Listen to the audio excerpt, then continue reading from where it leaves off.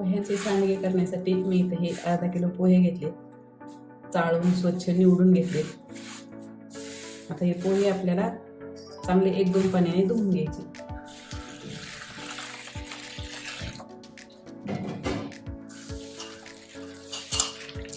पोहे दुकानामध्ये कधी कधी थोडेसे काळपट येतात.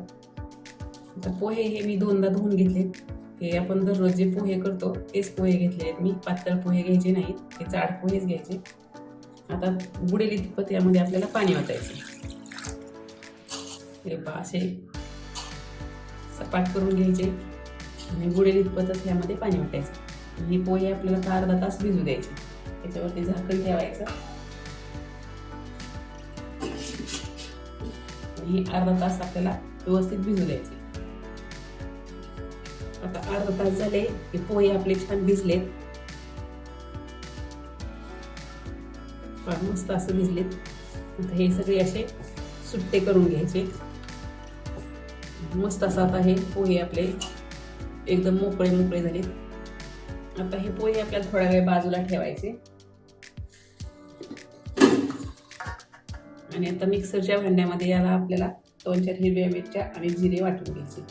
आता मी इथं तुमच्या आवडीनुसार मिरच्या तुम्ही घेऊ शकता. मी इथं 10-12 मिरच्या घेतलेल्या आहेत, हिरव्या मिरच्या, आणि 2 चमचे जिरे घेतले. हे मिक्सरला वाटून घ्यायचे बारीक. आता हे मिरच्या आणि जिरे वाटून झाले. यातच थोडेसे पोहे आपल्याला वाटून घ्यायचे, म्हणजे काय होतं मिक्सरचं भांडं व्यवस्थित पुसून घेता येतं. आता या पोह्यांमध्ये मी इथं 1 ते 1.5 चमचा मीठ घेतलेले आणि हा 1 चमचा पापड खार घेतलेला आहे. पोह्यामध्ये टाकायचा आणि पोहे आपण सुट्टे केले त्यामध्येच हे व्यवस्थित असं मिक्स करून घ्यायचा. तर यामध्ये टाकायचं हे मिक्सरमध्ये वाटलेलं सगळं मिश्रण. यामध्ये मी 1 चमचाभर ओवा सुद्धा टाकलेला आहे. ते दाखवताना स्किप झालेले, तर तुम्ही ते ओवा सुद्धा जरूर टाका. आता हे मिरची आणि जिरेचं वाटण टाकलेले, थोडी कोथिंबीर टाकायची आणि हे आपल्याला चांगलं मळून घ्यायचंय. आता आपण यामध्ये हिरवी मिरची घातली. जास्त वेळ हाताला लागले की आग होते हाताची, म्हणून अगोदर थोडंसं हाताला तेल लावायचं किंवा तुम्ही प्लास्टिकची पिशवी किंवा हँड ग्लोव्ज घालून हे मळू शकता. आणि आता हे चांगलं मळून घ्यायचं. गरज पडली तर थोडंसं पाणी टाकायचं. हे सगळं एकजीव झालं पाहिजे. आता याचे आपल्याला सांडगे तोडायचे, त्यामुळे सांडगे तोडता आले पाहिजे असं पीठ मळून घ्यायचं, गोळा तयार करून घ्यायचा. हे सांडगे दुपारी उन्हाळ्याचं आता जेवणाबरोबर खाण्यासाठी मस्त असा टेस्टी पदार्थ आहे. थोडे तेलात तळले की जेवणाबरोबर खायला आणखीनच मजा येते. इथे थोडंसं पाणी टाकणार आहे,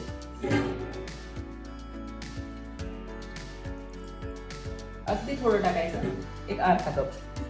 हे असं रगडून रगडून मळायचं आणि असा याचा गोळा तयार करून द्यायचा. हे असे सांडगे तोडतात का बघायचं अगोदर. याचे सांडगे मोठे मोठे तोडायचे असतात, कारण वाळून ते लहान होते. असे तोडता आले पाहिजे. आपल्याला अजून याला थोडंसं पाणी लागेल.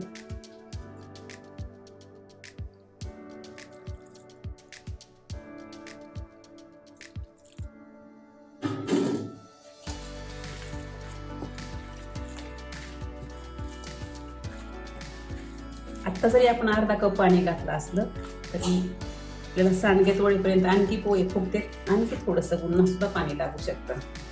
मस्त असा हा आपला गोळा तयार झालेला आहे. आता याची आपल्याला सांडगे तोडून घ्यायची. तर माझ्याकडे हा एक प्लायवूड आहे, याच्यावरती मी कपडा टाकून याच्यावरती वडे तोडणार आहे. आता इथे मी थोडंसं पीठ ताटामध्ये घेतलेले, थोडंसं पाणी घ्यायचं हाताला.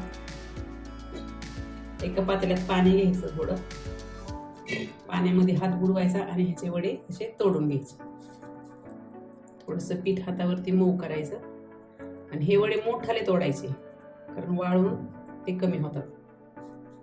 आणि हे आपल्याला तळूनच खायचे, याची काही आपल्याला भाजी नाही करायची. असे मोठाले तोडायचे. हे पीठ तुम्हाला मळायचं नसेल तर तुम्ही मिक्सरमध्ये सगळे पोहे बारीक करून थोडे थोडे घेऊ शकता. असे आपल्याला सगळे वडे तोडून घ्यायचे. मस्त आता असे आपले हे सगळे सांडगे तोडून तयार झाले. आता हे 2-3 दिवस आपल्याला उन्हामध्ये वाळवून घ्यायचे. आपले पोह्याचे सांडगे एका उन्हामध्ये असे सुकलेत. आता थोडेसे असे काढून घ्यायचे. जर कपड्याला चिटकत असतील असे खाली तर तसेच राहू द्यायचे. संध्याकाळी फॅन खाली ठेवायचे. दुसरा एखादा कपडा याच्यावरती झाकण ठेवायचं आणि निघत असेल सकाळी लवकर काढले तर एका उन्हातच निघतातच. पण मला थोडा उशीर झाल्यामुळं चांगले वाळले नाही. असेच खाली चिटकायला लागले तर हे तसेच ठेवायचे. सकाळी काढायचे. फक्त झाकून ठेवायचं दुसऱ्या एखाद्या कपड्याने फॅन खाली. तर रात्रभर फॅन खाली सुकवून हे सांडगे मी एका ताटामध्ये काढले सगळे. आता यामध्ये जास्त जरा गर्दी होते, दाट झाले. थोडेसे दुसऱ्या एका ताटामध्ये काढून घ्यायचे आणि पसरून असे 2-3 दिवस उन्हामध्ये वाळवून घ्यायचे. पाहिजे मी असं दुसऱ्या ताटामध्ये थोडे काढले आणि असे एकदम पसरून घ्यायचे. पातळ पसरवायचे आणि हे दुसऱ्या ताटामध्ये हे असे पातळ पसरून घेतले. आता हे 2 ते 3 दिवस चांगले उन्हात वाळवून घ्यायचे. 2-3 दिवसाच्या उन्हामध्ये हे पोह्याचे सांडगे मस्त असे वाळले पहा. आता हे आपल्याला तळून पाहिजे. हे तेल कडकडीत टाकलेले त्यामध्ये हे तळून घ्यायचे. मस्त दुप्पट तिप्पट फुलतात आणि खायला बी एकदम कुरकुरीत लागते. पहा असे तळले की काढून घ्यायचे. मस्त हे पोह्याचे सांडगे, पोह्याचे याला तर आम्ही पॉपकॉर्न म्हणतो. पोह्याचे पॉपकॉर्न तयार आहेत. कुरकुरीत आहेत एकदम मस्त. नवीन प्रकार हा नक्की करून बघा. आवडल्यास लाईक करा, शेअर करा आणि चॅनलला सबस्क्राईब करा.